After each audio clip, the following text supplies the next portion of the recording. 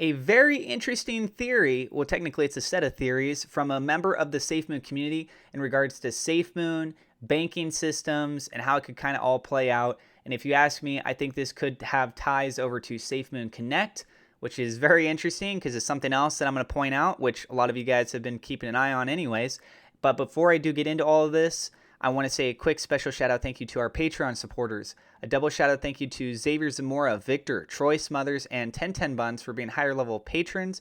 And welcome SafeMoon Brooklyn Hoddle and Angel Emud, I think is how you say the name, our two newest patrons as well. You can join that for as little as $1 a month. We also have YouTube members. If you want to join that, there's a join button down below. And we have merch. We got all kinds of cool merch designs. There's a promo that's going on, so you get a discount. If you guys are curious, I mean, it's mouse pads, shirts, sweaters. I mean, it's just a whole slew of things. You can check out all that as well right down below through Spreadshirt. I'm not a financial advisor. Everything I'm sharing is my own opinion. It's my own research. I highly encourage you to go do your own research. And with that being said, let's go ahead and get into the news.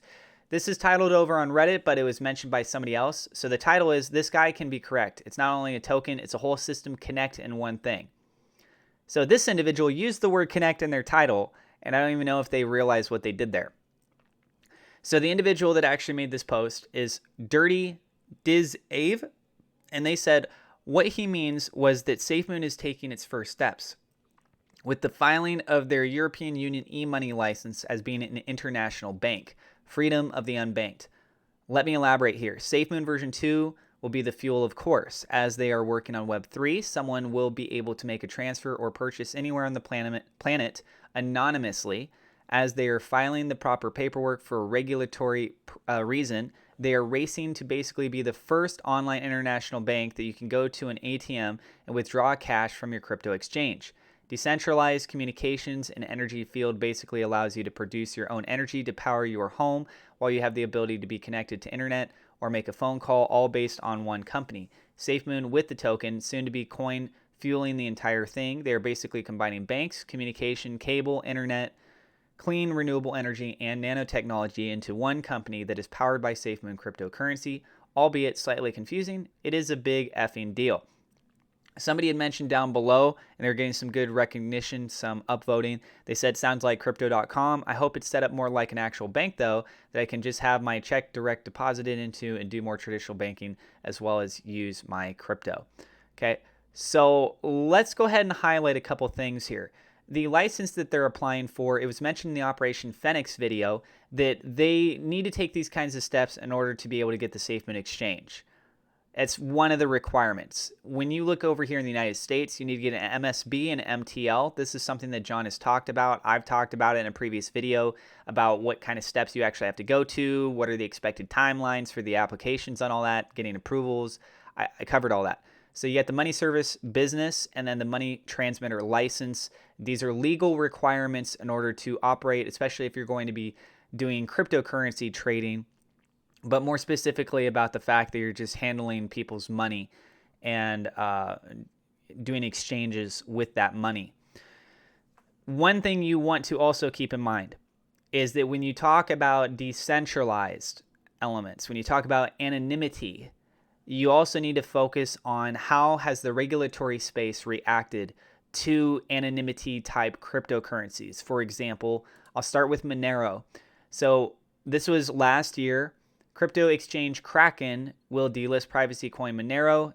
This is back in November in the United Kingdom. According to an email shared on Reddit, Kraken will stop trading in privacy coin Monero for UK customers this month, according to an email last week. By November 26th, UK users will no longer be able to open or add to positions in Monero. A Kraken spokesperson said the exchange was responding to guidance from the UK regulator. Okay, so the government doesn't really care for the idea that you're not using the fiscal money that is directly associated with the country. And on top of that, they can't identify if you're using your money for illegal things. They want to know what it is that you're doing. And yes, you may not want that, but I'm telling you, this is what the government wants. So here's another example. Bittrex said at the beginning of this year that it would stop. Now it's 2021 once again because we're in 2022 now. It would stop clients trading privacy coins, including Monero, Dash, and Zcash in July last year. Coinbase, the largest publicly listed exchange, said it would hold off for the time being on listing privacy coins, given the regulatory uncertainty surrounding these assets. And this is something to keep note of, though. Binance, the world's largest exchange by volume, still offers trading Monero. So it's not like you can't buy privacy coins. There are some exchanges that are doing it. Other exchanges are really like, yeah, I don't know about this because what the UK regulators are saying, what kind of risks there are that are going into this. And you could make the argument that based on this guy's article here, well, they're going through all the paperwork so that they don't have these issues with the regulators. But you got to understand, you're not going for a special license. These are licenses that a lot of these exchanges already have anyways. So you would have to take additional steps. Some of the other paperwork that they're filing, maybe there could be something that ties in there that gives them the A-OK to be able to do that. But at the same time, regulators, the regulation space, it changes. They could literally change their mind and say, you know what, we're not okay with this anymore. You can't do that. And you got to change your whole business model. And it's shut down. We did a vote and it's just a big threat to the economy or whatever, right? Those kinds of things could take place. Those are risks moving forward. As far as with the e-commerce side, with SafeMoon Connect, we have this connection loading bar over on Ryan's Twitter account at the FUDHound. And this is something that the community's been keeping an eye on here for a while. Just recently in the last month, we saw another one of these bars get loaded up. So if this is with e-commerce, which I believe it was mentioned in one of the AMAs, Ryan had kind of touched on that a little bit. And this has ties over to the SafeMoon exchange and a lot of these elements that this individual was talking about with the decentralized communications, the combining the banking, cable, internet, clean renewable energy, all that kind of stuff. You're connecting everything together, right? If that is the case, then we are 3/4 of the way there. Think about that. That's very good progress. What is going to entail those last little bits? I don't know. But if you were to just roughly take this as one a month, maybe like we got 1, 2, 3, 4, 5, 6. I would say 6 to 7 months from now, SafeMoon Connect should be done. And that's if they literally just do one bar every month. They could do less. They could do more. I don't know. We also don't have full clarity on everything that's going to be tied in with SafeMoon Connect.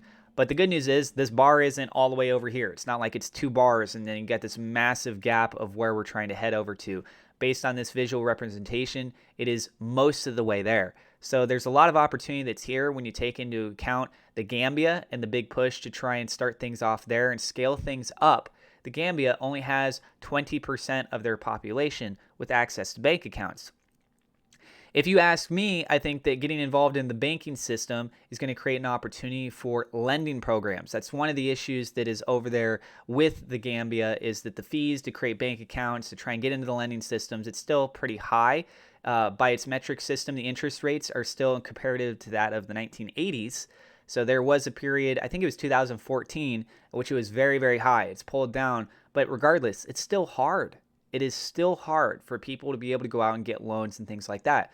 In the DeFi space, you can put up collateral, which is your other cryptocurrencies, in order to be able to acquire these fiscal-based loans. And so if you do that integration with ATMs, things like that, it would be great. I just don't know if that's exactly the route that they're planning to go. It's a lot of different things that would really start to be rolling out. Who's going to be handling the installation of the ATMs and all that kind of stuff. But it's all kind of moot when you think about it. Look at Amazon. Amazon has expanded out into so many different things, and they're still able to perform. You hire more staff. You give them their responsibilities. You tie everything back over to SafeMoon. You scale things up proportionally, and you can make adjustments to the contract if needed. And, there's always the opportunity if they need to make other tokens or SafeMoon version 3 or something like that, that the company could technically go out and do that. It doesn't mean that everything is riding on SafeMoon version 2 from here on out. Just look at SafeMoon version 1. Everyone got in on that. We didn't know SafeMoon version 2 is going to be coming out less than a year later, and here we are, right? So there's a lot of opportunity here. I would love to know what your guys' thoughts and opinions are on this. As far as for the privacy elements, okay, that's going to be a rough one right for there. That's my opinion on that. Let me know what you guys think in the comments down below. I do have referral links for Coinbase, Gemini, BlockFi, and Webull. down in the description. If you guys are new to the channel, do not forget to hit subscribe, hit the thumbs up like button. It definitely helps out with the YouTube search algorithm. Click the bell icon so you know whenever we go live, and I will see you in the next episode.